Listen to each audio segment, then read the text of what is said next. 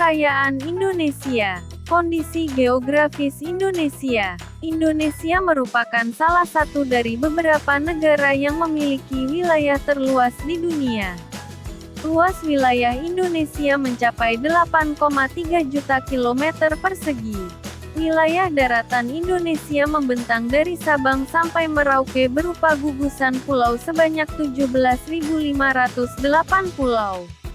Luas daratan Indonesia mencapai 1,9 juta kilometer persegi. Sedangkan luas perairan mencapai 6,4 kilometer persegi. Informasi umum peta. Suatu peta dapat dikatakan baik dan informatif apabila memiliki unsur-unsur atau komponen peta yang lengkap. Kelengkapan komponen memudahkan peta untuk dibaca. Beberapa komponen peta diuraikan sebagai berikut. A. Judul peta. Menggambarkan isi dan tempat atau daerah yang digambarkan pada peta. B. Petunjuk arah atau orientasi arah, yaitu tanda pada peta yang menunjukkan arah mata angin utara, timur, selatan, dan barat. C. Skala peta, yaitu perbandingan jarak di peta dengan jarak sebenarnya di permukaan bumi. Skala peta dibedakan menjadi 3, yaitu skala angka, skala garis, dan skala verbal. D. Legenda, yaitu keterangan yang penting mengenai simbol-simbol agar peta mudah dibaca. E. Simbol, yaitu tanda-tanda konvensional yang mewakili keadaan sebenarnya di permukaan bumi. F. Garis astronomis, yaitu garis untuk mengetahui lokasi suatu tempat berdasarkan letak bujur dan lintang dengan angka derajat, menit, bahkan detiknya. G. Garis tepi atau border, yaitu garis untuk membatasi liputan peta dan tempat meletakkan garis astronomis. H. Inset, menunjukkan lokasi daerah yang dipetakan pada kedudukannya dengan daerah sekitar yang lebih luas. I. Lettering, yaitu tata cara penulisan di dalam peta. J. Sumber peta, menunjukkan lembaga atau institusi yang membuat peta tersebut. K. Tahun pembuatan, yaitu waktu yang menunjukkan peta tersebut dibuat. Hal tersebut bertujuan untuk mengetahui perubahan yang terjadi. L. Warna peta, mencirikan keadaan tertentu permukaan bumi pada peta. Letak geografis Indonesia. Letak geografis adalah letak suatu daerah dilihat dari kenyataannya di permukaan bumi atau posisi daerah tersebut dibandingkan dengan posisi daerah lain. Secara geografis, Indonesia berada di antara dua benua dan dua samudera, yaitu benua Asia dan Australia serta Samudra Pasifik dan Samudra Hindia. Wilayah Indonesia juga berbatasan dengan sejumlah wilayah. Batas wilayah Indonesia dengan wilayah lainnya terurai sebagai berikut. A. Di sebelah utara, Indonesia berbatasan dengan Malaysia, Singapura, Palau, Filipina dan Laut Tiongkok Selatan. B. Di sebelah selatan, Indonesia berbatasan dengan Timor Leste, Australia, dan Samudra Hindia. C. Di sebelah barat, Indonesia berbatasan dengan Samudra Hindia. D. Di sebelah timur, Indonesia berbatasan dengan Papua Nugini dan Samudra Pasifik. Negara maritim dan agraris. Indonesia juga terkenal dengan sebutan negara maritim dan negara agraris. Disebut negara maritim karena potensi sumber daya kemaritiman yang dimilikinya sangat besar. Sebagian besar wilayah di Indonesia berupa lautan, sehingga selain kekayaan sumber daya alam di darat, kekayaan sumber daya di laut juga tidak kalah besarnya.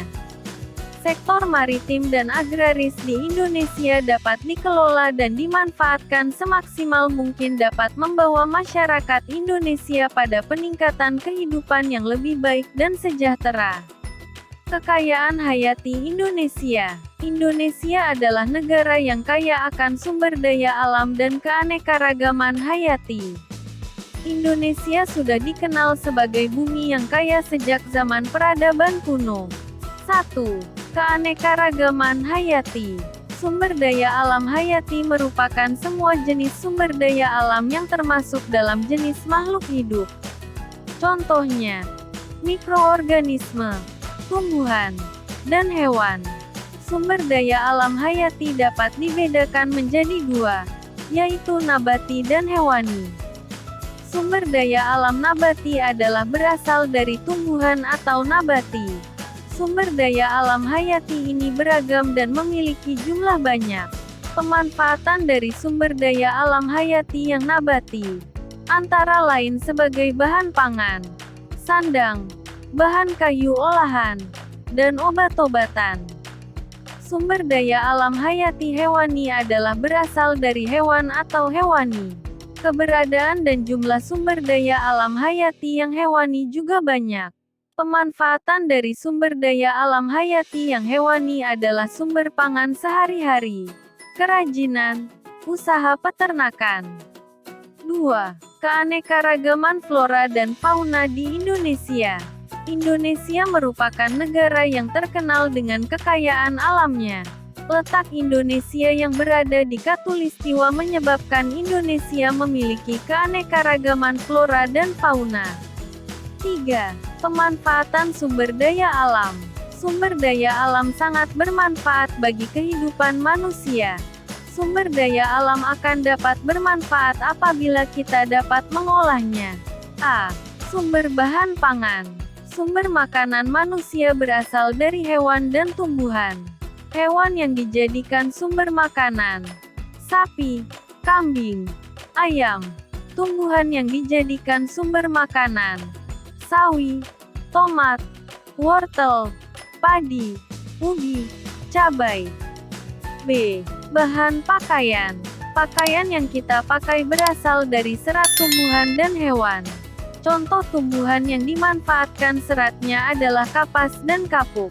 Contoh hewan yang dimanfaatkan sebagai penghasil serat adalah ulat sutra dan domba. C. Produk kesehatan. Tumbuhan dan hewan dapat digunakan sebagai bahan obat-obatan. Tumbuhan yang digunakan sebagai bahan obat-obatan antara lain kunyit, temulawak, jahe, dan kumis kucing. Hewan pun dapat dimanfaatkan sebagai bahan obat-obatan. Hewan yang bermanfaat sebagai obat adalah kadal, kelelawar, dan cacing tanah. Kadal digunakan sebagai obat gatal-gatal.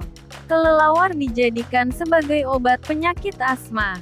Cacing tanah digunakan untuk menurunkan demam. D. Peralatan rumah tangga. Beberapa jenis tumbuhan digunakan untuk membuat perabot rumah tangga. Bahan yang paling banyak digunakan adalah kayu. E. Bahan bakar, bensin, minyak tanah, dan solar berasal dari minyak bumi. Minyak bumi merupakan sumber daya alam yang tidak dapat diperbarui.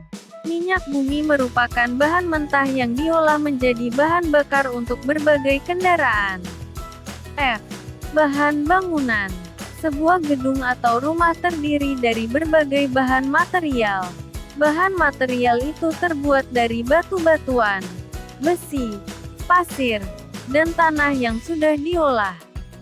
Kekayaan alam Indonesia. 1. Jenis sumber daya alam. Sumber daya alam menurut penggunaannya dibedakan menjadi dua jenis, yaitu sumber daya alam yang tidak dapat diperbarui dan dapat diperbarui. A. Sumber daya alam yang dapat diperbarui. Sumber daya alam yang dapat diperbarui adalah sumber daya alam yang dapat dikembangkan dan tetap tersedia, walaupun dipakai terus-menerus. Sumber daya alam yang dapat diperbarui banyak jenisnya, di antaranya tumbuhan, hewan, tanah, air, dan udara. B. Sumber daya alam yang tidak dapat diperbarui. Sumber daya alam yang tidak dapat diperbarui adalah sumber daya alam yang akan habis, apabila digunakan secara terus-menerus. Contoh sumber daya alam yang tidak dapat diperbarui adalah bahan tambang. Bahan tambang dibedakan menjadi dua jenis, yaitu bahan tambang mineral dan bukan mineral. 2. Dampak pengambilan bahan alam. Penebangan hutan secara liar dapat merusak sumber daya alam hutan. Pada musim penghujan tiba, tanah dapat terjadi bencana tanah longsor, erosi, dan banjir. Kesengajaan manusia membakar hutan juga menjadi faktor penting terjadinya kerusakan lingkungan. Asap mengakibatkan terjadinya pencemaran udara. Selain itu, kebakaran hutan menyebabkan hewan-hewan dan tumbuhan hutan mati. Keberadaan laut sebagai penyedia protein hewani juga dapat terancam rusak. Pengambilan ikan dengan cara bom, aliran listrik, dan racun dapat memusnahkan makhluk hidup laut. 3. Menghemat energi dan mengurangi pencemaran. Agar kekayaan sumber daya alam tidak segera habis, perlu dilakukan pelestarian sumber daya alam. Upaya-upaya pelestarian lingkungan dapat dilakukan dengan cara berikut. A. Pelestarian hutan, yaitu dengan tebang pilih dan penanaman bibit baru. B. Pelestarian laut, yaitu dengan penangkapan musiman untuk ikan. C.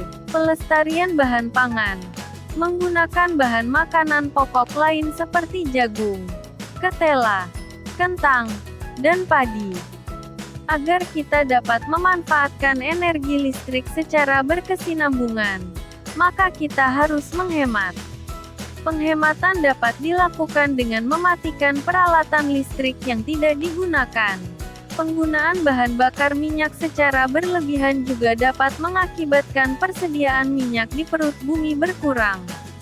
Upaya yang dapat dilakukan adalah dengan cara menggunakan bahan minyak secara hemat. Selain itu, kita dapat menggunakan bahan bakar alternatif.